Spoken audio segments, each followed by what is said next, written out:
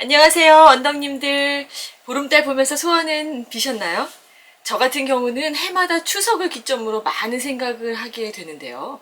올 한 해도 이제 곧 저물어 가겠구나. 올해는 뭘 했지? 내년에는 어떤 일들을 계획하고 이뤄나가는 게 좋을까? 뭐 이런 생각들을 하게 된단 말이죠. 제가 몇 번 말씀드렸지만 저는 어릴 적부터 자타공인하는 별명이 있었는데 바로 계획녀였어요. 그 정도로 워낙 제 성향이 계획을 세우고 그걸 하나씩 성취해가는 걸 즐기는 타입이긴 합니다. 그러니까 뭐 1년 내내 뭔가를 끄적이고 있긴 한데요. 특히 그 중에서도 이 시점이 되면 다시 한번 마음을 다지게 돼요. 왜냐면 남은 시간을 잘 보내기 위해서 한 번 더 재시동을 좀 걸어줘야 할 때이기도 하고요. 나아가서는 이게 내년을 잘 보내기 위한 준비 운동이 되는 거거든요.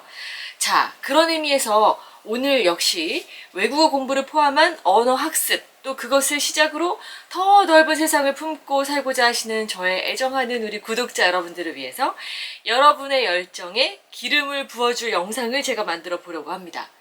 오늘은요, 바로 언어 공부에 대한 두려움 없애는 주문들에 관한 걸 제가 알려드릴 거예요. 호기심 많고 배우고 성장하고 경험하는 인생을 살고 싶은 사람이라면 특히 요즘처럼 세상이 점점 좁아지는 시대에 당연히 외국어를 잘하고 싶은데요. 외국어를 잘하고 싶다면 갖춰야 하는 것들을 꼽으라면 저는 첫째가 단연 자신감이라고 할 것 같아요. 모든 일이 다 그렇긴 하지만 특히 말에 관련된 거, 뭐 저처럼 대중 앞에서 말하는 일도 그렇고요. 또 다른 나라 사람들의 언어로 자기를 표현하고 소통하는 일, 이런 것들은 첫째도 둘째도 셋째도 다 자신감, 그러니까 두려움이 없어야 가능한 일입니다. 그런데 말이 쉽지 내 나라 말이 아닌 언어를 가지고 누군가와 대화를 하고 말을 알아듣고 내 생각을 묘사하고 의견을 내고 이게 어디 쉽게 할 수 있는 일인가요? 그래서 훈련이 필요하고요. 제가 늘 말씀드리지만 훈련이 필요한 일이다라고 하는 건 뒤집어 말하면 훈련해서 좋아질 수 있다는 걸 의미합니다. 그러니까 여러분도 다 해내실 수 있다는 거예요. 자, 이렇게 늘 어떤 새로운 학습 계획을 세울 때에도 가능하다, 나는 할 수 있다, 이렇게 자기 세뇌하는 게 아주 중요하니까요. 일단 그런 마음가짐을 하시고 제 얘기를 들어주시길 바랍니다. 자, 그럼 꿀팁 나갑니다. 첫째, 완벽하겠다는 생각을 버려라, 이겁니다. 저한테는 어떻게 그런 도전을 하고 사세요? 두렵지 않으세요? 라고 질문하시는 분들이 참 많아요. 아나운서 생활 그만두고 유학 갔을 때, 뭐 아니면 첫 에세이집, 아니면 또 뭐 제 첫 소설을 세상에 펴냈을 때, 혹은 많은 사람들이 말리는 길로 인생의 서류를 틀어서 큰 결정을 내리거나 성공이 보장되지 않은 일에 올인했을 때뭐 여러 번 있었어요. 아니면 뭐 이 유튜브를 시작하는 계기가 된 스페인 방송가의 K 방역 관련 생방송 인터뷰를 했을 때라든가 이런 저의 활동들을 두고서 야, 겁도 없다, 어떻게 두려움을 갖지 않고 저렇게 하지? 이런 생각하시는 분들이 많은데 사실 그게 아닙니다. 저 겁쟁이라서 무서운 거 너무 많고 걱정도 많은 타입인데요.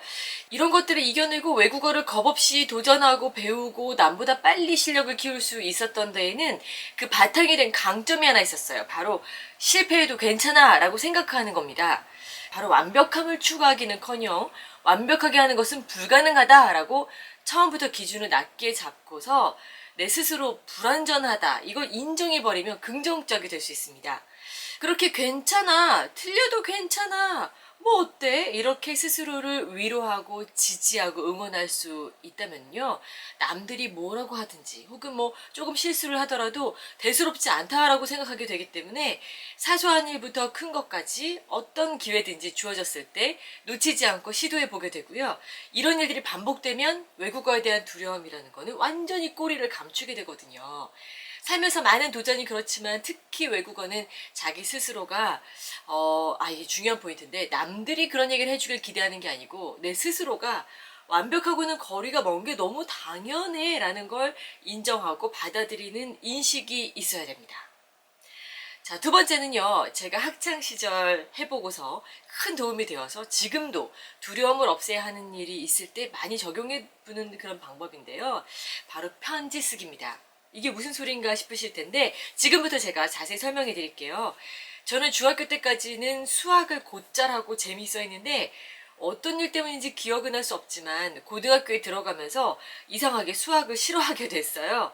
점수가 아주 안 나오거나 그런 건 아니었는데 수학이라는 단어만 봐도 막 스트레스를 받고 책을 펼치기가 너무 싫었고요. 그런 생각을 하기 시작하니까 나중에는 수학 과목이 두려워지더라고요. 그래서 제가 뭘 했냐면 그 당시 쓰고 있던 일기장에 가능하면 매일 짧게라도 수학에게라는 편지를 쓰기 시작했습니다. 한마디로 수학과 친구가 돼서 사이좋게 지내기 위해 제가 손을 내민 건데요. 결국 제 자신과의 소통이었지만 수학에게로 시작해서 우리 대입시험 볼 때까지만이라도 사이좋게 지내보자. 나는 너를 미워하지 않아. 그러니까 너도 나를 두려움에 떨게 하지 말고 우리 서로 마음 편하게 조금씩 가까워지고 서로 예뻐해줄 수 있도록 노력해보자. 난 내 친구가 되고 싶은 거지 너의 적이 되고 싶은 마음은 없어. 뭐 이런 식으로 끝나는 편지를 매일매일 쓴 거예요. 진짜 엉뚱하죠. 근데 이게 엄청나게 큰 효과가 있었어요.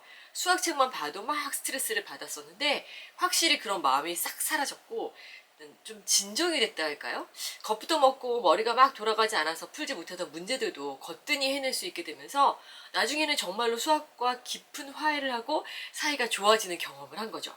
그래서 저는 다른 일들도 이 사회에 나와서도 제가 하기 싫은데 막 해야 되는 거 이런 거 너무 많잖아요. 그래서 두려움이 엄습할 경우에 기간을 정해놓고 뭐뭐에게라는 편지를 씁니다. 외국어 공부를 하면서 두려움이 가시지 않는 분들이라면, 아니 조금이라도 더 자신감을 갖고 싶다면, 아니죠. 사실 외국어를 잘하고 싶은 분이라면 누구나 한 번쯤 해보시라고 권하고 싶을 정도로 효과 만점입니다. 이상하게 영어가 잘 안 돼라고 한다면 나의 새로운 친구 영어에게, 아니면 새로 스페인어를 배우고 싶은데 진도가 더디다. 그러면 친애하는 스페인어에게 이런 식으로 편지를 한 달만 써보세요. 본인의 마음가짐이 천지 차이가 되고 두려움 따위는 싹 사라지는 경험을 반드시 하실 수 있을 겁니다. 세 번째는요. 최대한 기회가 닿는 대로 놀이로서 외국어를 접하라 이건데요. 전에도 제가 성인이 되어서 외국어를 배우는 것이 더 어려워지는 이유 중에 하나가 바로 놀이가 아닌 학습으로 외국어를 대하기 때문이라고 말씀드린 적이 있었어요. 이것은 두려움과도 직결되는 문제입니다. 아무래도 그 책상머리에 앉아가지고 막 그 공부를 하다 보면은 성과를 내야 되는 대상으로 외국어를 설정하게 되고 그러면 뇌는 경직될 수밖에 없죠. 결과에 따라서 기분도 좌우되고 사기가 떨어지기 때문에 이건 당연한 일입니다. 자연스럽게 스트레스를 받게 되고요. 외국어 공부는 성장을 위한 즐거운 과정이라는 사실을 다 잊게 됩니다. 이건 언어 공부할 때 정말 최악의 상황을 스스로에게 만드시는 거라고 밖에는 볼 수가 없어요. 자, 그럼 어떻게 하냐? 바로 언어는 즐거운 놀이다 라는 인식을 스스로에게 심어주셔야 합니다. 아까 처음 말씀드린 것처럼 완벽하지 않음을 추구하는 것, 이것까지 연결이 되는 건데요. 왜냐면 놀이라는 거 완벽할 필요가 없잖아요. 공부는 완벽해야 될지 모르지만. 그래서 정말로 놀아야 돼요. 전에 TV에서 우리나라 초등학생들이 뉴질랜드 초등학생들하고 무궁화꽃이 피었습니다를 하는 걸 보고 제가 좀 슬펐던 기억이 있어요. 뉴질랜드 아이들은 막 술래한테 걸리고 게임에서 져도 막 까르르 웃고 이러는데 우리 초등학생들은 어떻게든지 기를 쓰고 이기려고 악착같이 놀이를 하고 지면은 막 불에서 울고 그러더라고요. 그러니까 이 아이들에게 무궁화꽃이 피었습니다는 놀이가 아니었던 거죠. 그러니까 사실 마음가짐이 중요합니다. 그런 마음을 버리고 외국어를 갖고 그냥 놀 수 있는 방법들을 자꾸 찾아내시고 고안하셔야 합니다. 한국을 찾아오는 외국인들 요즘 많잖아요. 그런 사람들을 집에 호스팅해서 같이 등산을 간다든지 아니면 전에 저도 몇 번 가본 적이 있는데 외국인들이 주말에 모여서 쓰레기 줍기 환경운동하고 아니면은 같이 운동하고 이런 그 활동들을 페이스북에 모임을 만들어서 하는 게 꽤 있더라고요. 그런 곳에 가서 같이 몸을 쓰면서 한두 마디씩 이렇게 말을 해본다든지 혹은 같은 취미를 가지신 한국 분들이라 하더라도 외국어로만 이야기하는 저녁 모임 같은 거 해볼 수 있겠죠. 용기가 안 나면 맥주 한 잔도 괜찮습니다. 술 마시기를 권하고 싶진 않지만 두려움을 없애는데 도움이 된다 하시는 분들도 있더라고요. 아니면 아까 말씀드린 것처럼 동심으로 돌아가서 할 수 있는 게임 이런 걸 한다거나 어디에 나갈 수 있는 상황이 아니라면 어린이 교육용으로 외국어 방송 같은 거 하는 거 있어요. 같이 노는 거. 그런 프로그램들을 찾아서 보시는 것도 방법일 것 같아요. 아무튼 어떤 방법을 택하든 간에 외국어는 놀아야 한다, 놀이여야 한다. 이 점을 꼭 기억하시고요. 다음으로는 확실한 문장 몇 가지를 외워두시라는 조언을 제가 해드리고 싶어요. 제가 처음 외국 가서 살 때 있었던 일인데 다시 떠올리면 지금 막 웃음이 터져 나오는 경험들이 있거든요. 그 중에서 영어를 잘 못하는데 미국에 가서 시간을 보내야 하니까 너무 걱정이 되는 거예요. 누가 나한테 말을 걸었는데 내가 못 알아들으면 어떡하지? 뭔가를 말하고 싶은데 내가 아는 단어들로는 표현이 불가능하면 어떡하지? 막 이런 게 막 걱정되고 사실 너무 막막해서 뭘 걱정해야 되는지조차도 모르겠더라고요. 그래서 또 걱정되고. 그래서 저는 제 소개를 위한 문장 몇 개를 적어서 딱 한 패러그래프 만들어가지고 그거를 아주 유창하게 말할 수 있도록 진짜 수십 번, 수백 번 연습을 했어요. Hello, my name's Mina Sean. I'm from Seoul, Korea. 이렇게 아주 단순하게 시작하는 제 소개였는데 사실 제 소개가 필요 없는 자리에서도 저는 일단 제가 입을 열어야 하는 상황이면 이 문장들을 줄줄줄줄 외우고 나서 저는 영어를 잘 못하니까 천천히 말해주세요. 뭐 이런 이야기를 하곤 했던 기억이 있습니다. 근데 이 방법은 꽤 쓸모가 있었어요. 왜냐면 우선 사람들과 자연스럽게 대화를 시작할 수 있는 아이스 브레이커 역할을 했고요. 상황에 걸맞든 아니든 간에 뭐 일단 몇 마디 영어로 뭐 이렇게 말을 하고 나니까 왠지 모르게 주눅들지 않고 당당할 수가 있었거든요.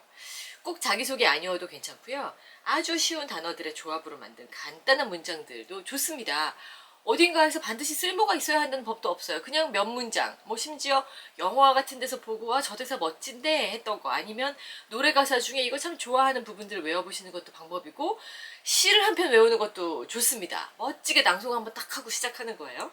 어쨌든 입을 열고 외국어를 했을 때 내 입에서 막 줄줄 나온다 이런 몇 문장을 갖고 있으면 희한하게 뭐 하나 든든하게 이렇게 나를 지탱해주는 힘이 되기 때문에 정말 자신감이 막 생기거든요. 꼭 실천해 보시기 바랍니다.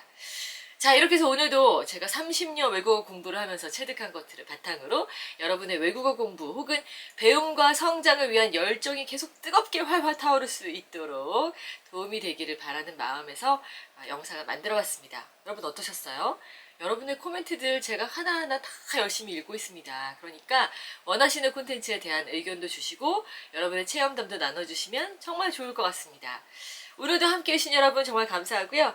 구독, 알림 설정, 좋아요 누르시는 거 잊지 마세요. 저한테는 진짜 가장 큰 힘이 됩니다. 자, 저는 그럼 다음 시간에 더 좋은 영상으로 여러분께 부답하기 위해 찾아올게요. 자, 여러분 안녕.